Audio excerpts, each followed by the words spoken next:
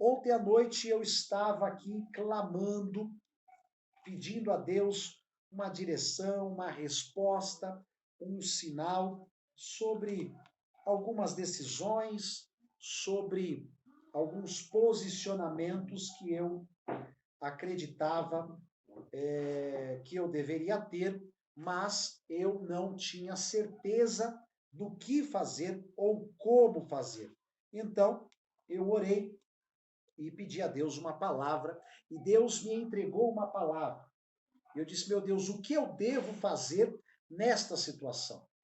O que eu devo fazer nesta situação? Qual a decisão que eu devo tomar diante de tudo isso que está sendo posto diante de mim? Qual decisão eu devo tomar? Qual é a decisão mais acertada para esta situação? Eu devo tomar esta decisão? E ao tomar esta decisão, eu devo fazer como? Né? Opa, grande Ricadu 83, como vai, meu amigo? Deus te abençoe e te dê êxito. Então eu falei, meu Deus, e agora? Eu preciso de uma resposta, eu preciso de uma direção. Em meio a tudo isso que nós temos vivido, eu não posso dar um tiro no escuro. Eu preciso tomar a decisão correta. E eu pedi então a Deus uma palavra, e Deus me deu uma palavra que está no livro de Números, no capítulo de número 25. Eu tenho um vídeo no meu canal do YouTube, no dia que eu preguei esta palavra sobre na igreja, não é?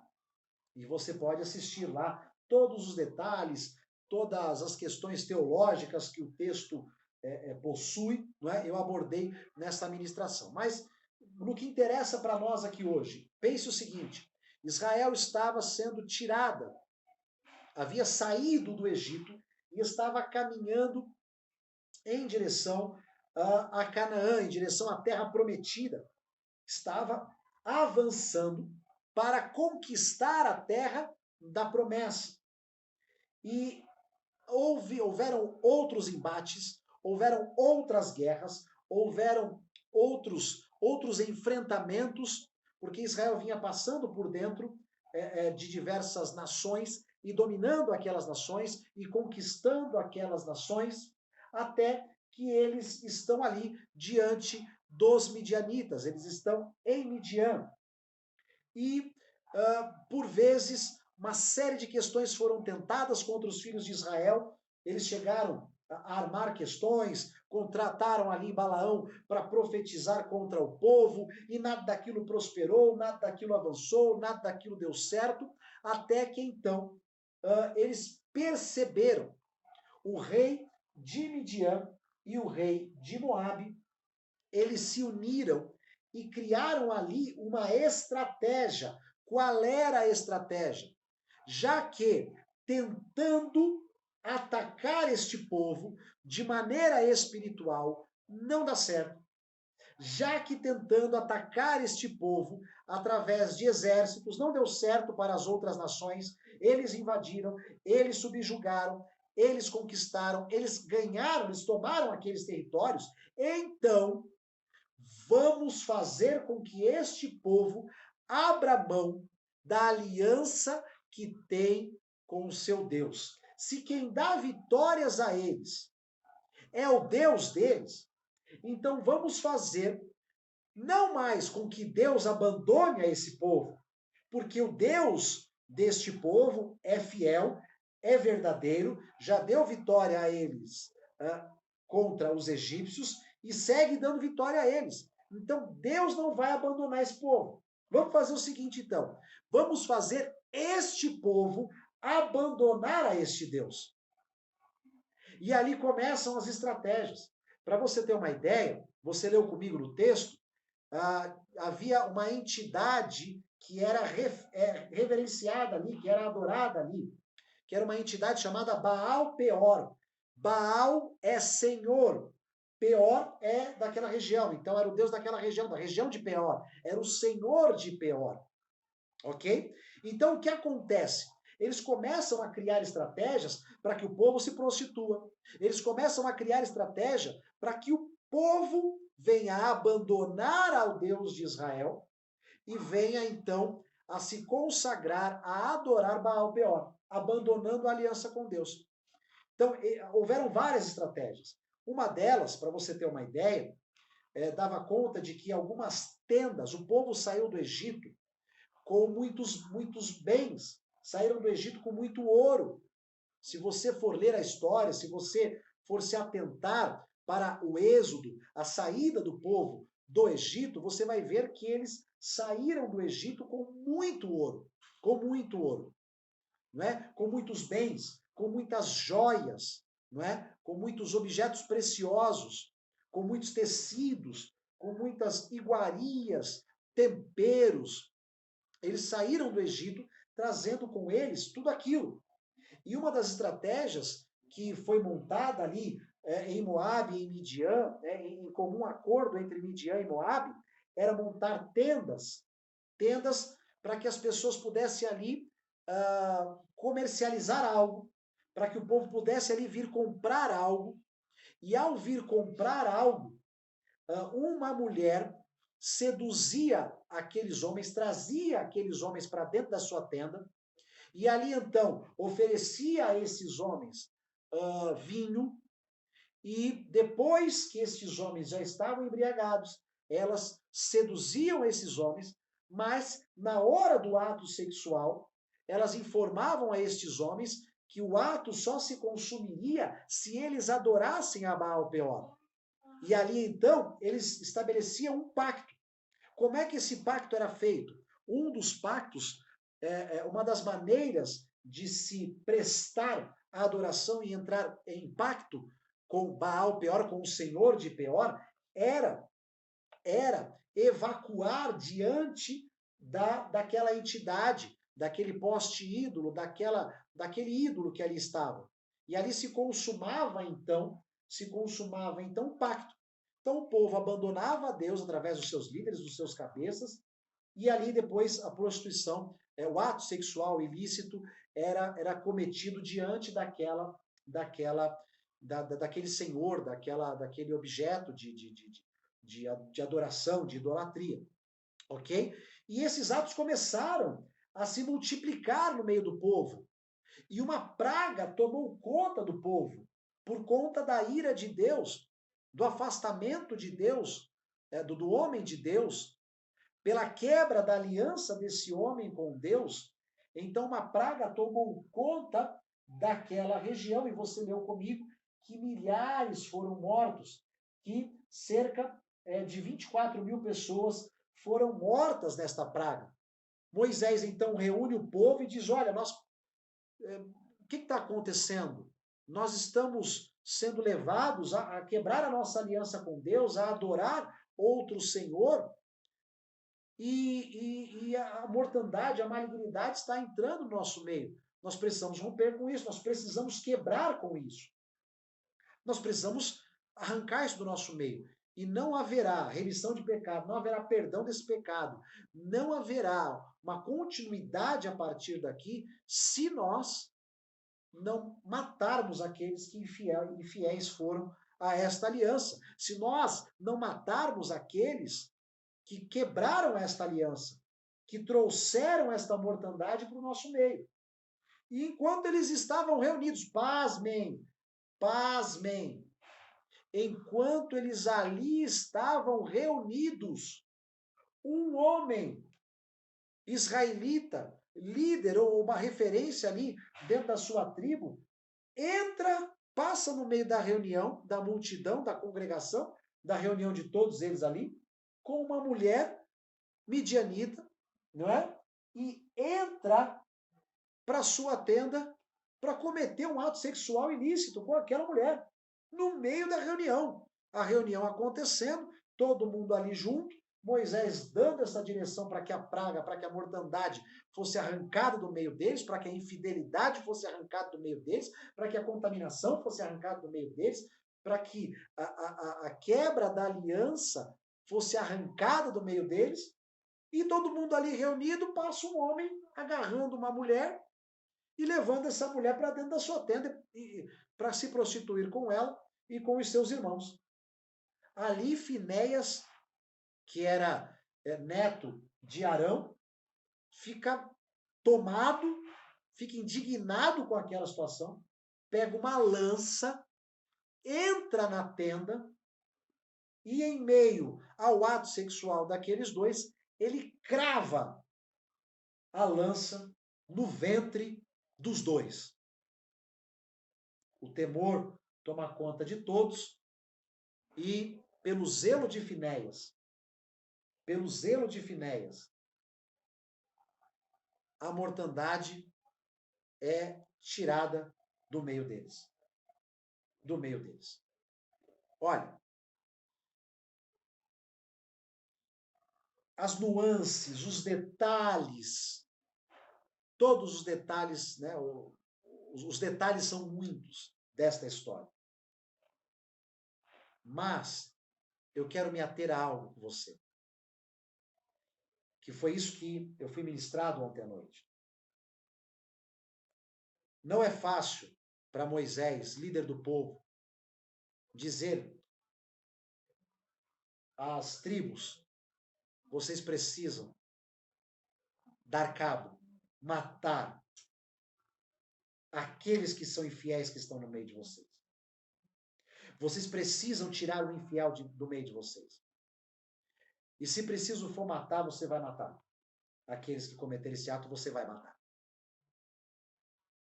Certamente não foi fácil para Finéias, no aspecto humano, emocional, matar aquele homem.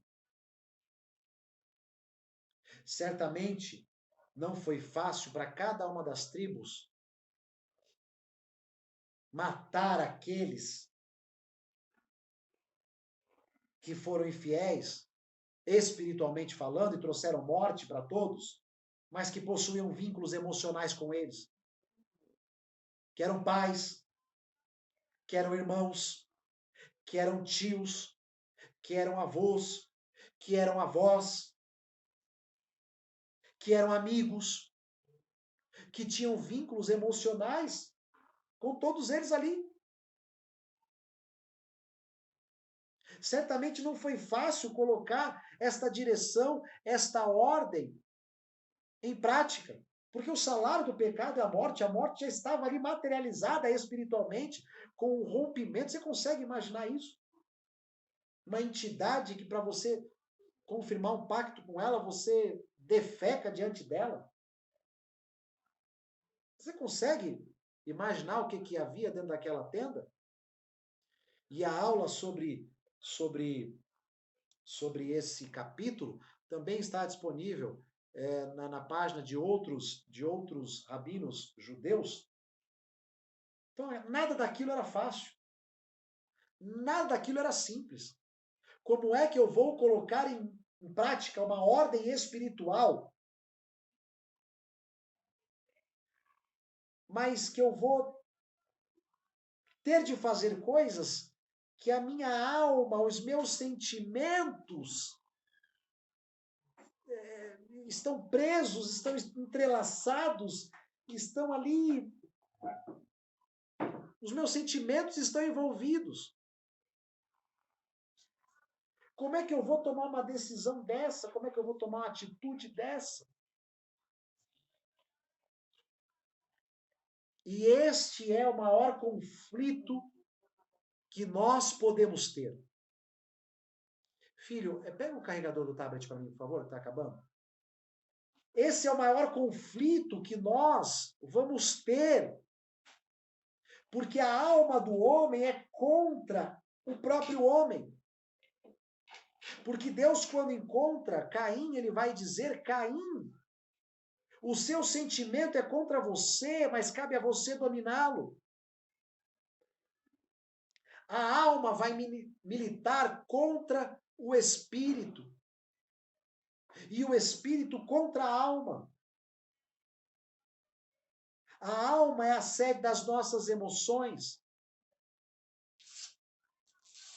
E os nossos sentimentos, na maior parte das vezes, eles são contrários às atitudes e às ações que nós precisamos tomar espiritualmente para que as pragas, para que a loucura, para que a confusão seja tirada do nosso meio, para que a nossa casa de fato viva em paz.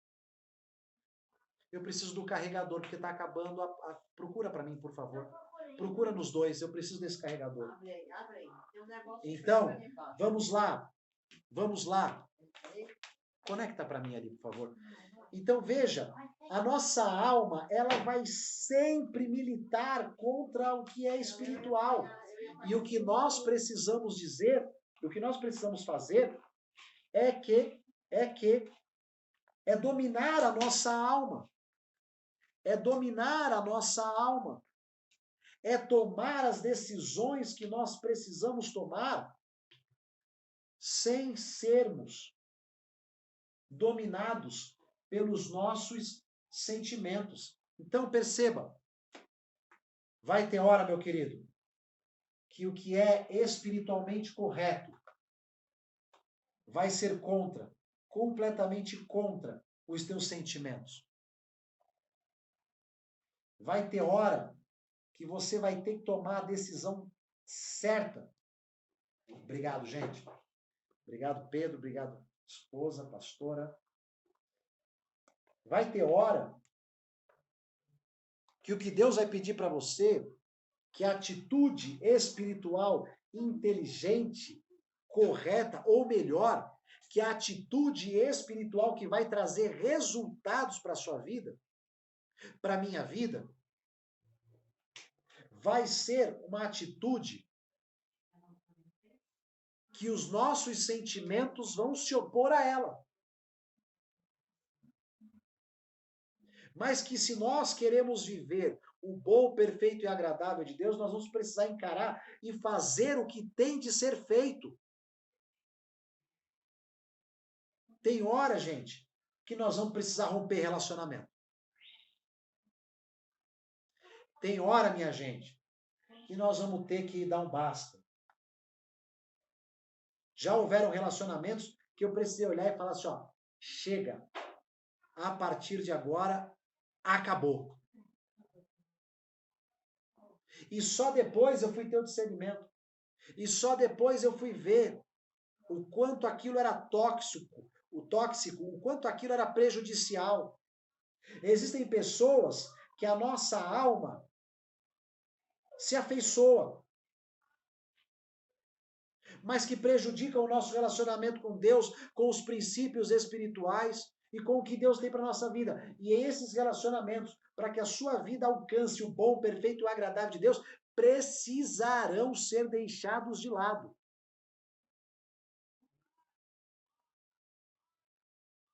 Tem hora que você vai ter que botar o vespeiro naquela situação familiar. Sabe aquela situação familiar? Sabe aquela?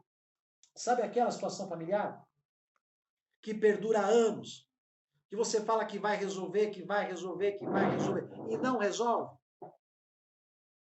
Essa situação está drenando a tua energia espiritual, a tua força espiritual. E você vai precisar resolver. Sabe aquele perdão que você não pediu? Você vai precisar pedir. A maior parte das vezes, a atitude espiritual inteligente que vai abrir os céus sobre a nossa cabeça, que vai mudar a nossa sorte, a nossa história, vai ser uma atitude que vai ser totalmente contra os nossos sentimentos. Que os nossos sentimentos vão dizer, não, não faz isso, não mexe com isso, não, deixa isso para lá, não, resolve depois, não, faz depois. Não, minha gente.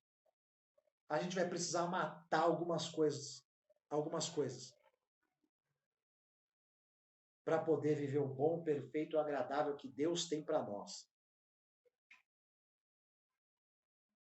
Nós vamos ter que ter coragem de sentar, olhar no olho e limpar o nosso terreno, limpar a eira, sabe? Às vezes a nossa vida virou um grande terreno sujo, tem entulho, tem erva daninha, tem mato, tem um monte de coisa, e nós vamos precisar entrar lá e resolver, e limpar, e tirar um por um, e não sei o quê, e é a atitude espiritual que vai limpar o teu terreno e vai trazer a bênção de Deus sobre você, sobre a sua casa. Eu conversei com uma pessoa um ano e pouco atrás, e essa pessoa tá voando, tá arrebentando, tá morando já em outro estado, tá com casa própria, tinha problema em relacionamento, agora tá casada, bem casada, tá com filho, tá um estouro, a vida próspera, olha, ganhando dinheiro a rodo. E eu falei com ela, e ela me disse, Rafa, quando eu tive um entendimento, eu pedi perdão para todas as pessoas a quem eu prejudiquei desde a minha adolescência. Eu falei, você, né, como é que se deu isso? Ela disse, olha, já está em quase 40 pessoas. Eu falei, mas como é que é isso? Eu fui a um por um. Um por um que eu tive inveja, um por um que eu prejudiquei, um por um que eu achei que me prejudicou, um por um que eu tive sentimento de rejeição, de abandono, e pedi perdão a um por um. Eu falei, meu, que loucura! E como é que foi? Minha vida desatou a partir disso. Sigam ela. Tá aí no Instagram, Camila Del Monte. Você vai gostar. Camila com K e 2 L's. Camila Del Monte. Essa entrevista está gravada aqui no Instagram. Você tem ideia do que é isso? Você ir bater na porta de 40 pessoas e pedir perdão uma por uma? Você calcula o que é isso? Você calcula o que é isso?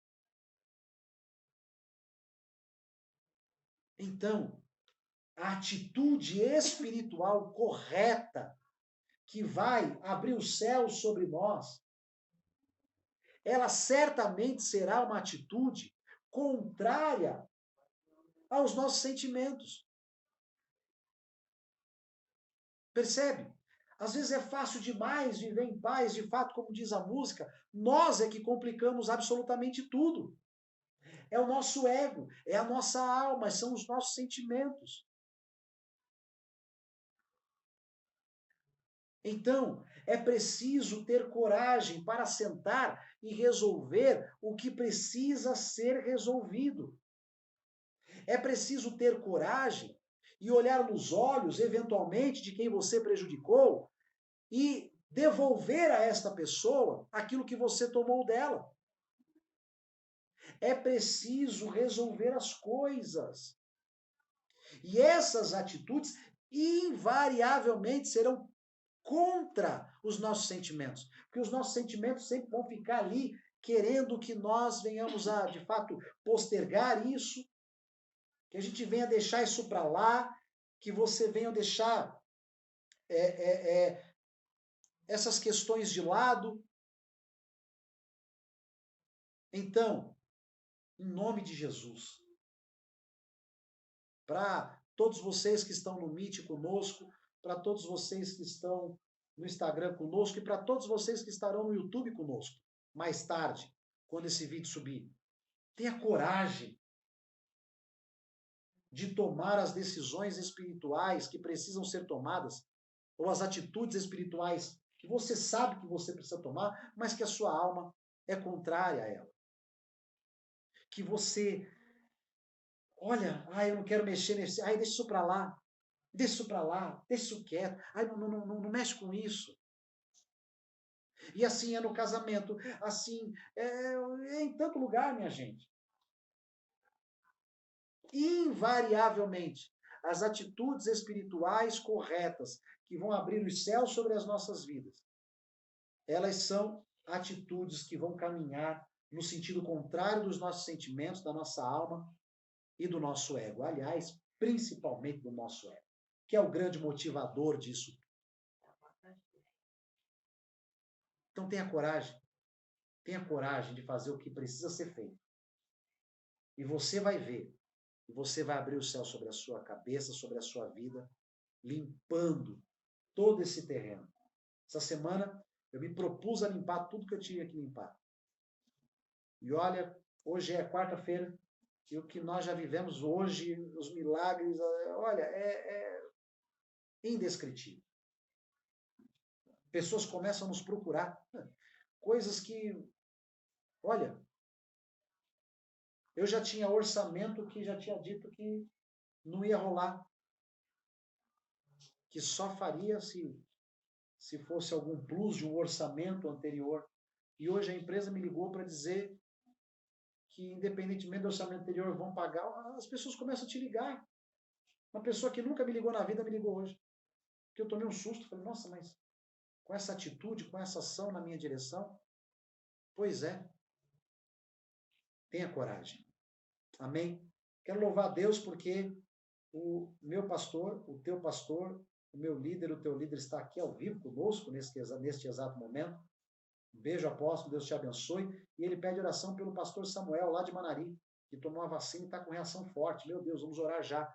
Então eu quero me despedir de você do YouTube. Que Deus te abençoe. Que você esteja conosco, que você compartilhe esta palavra com outros.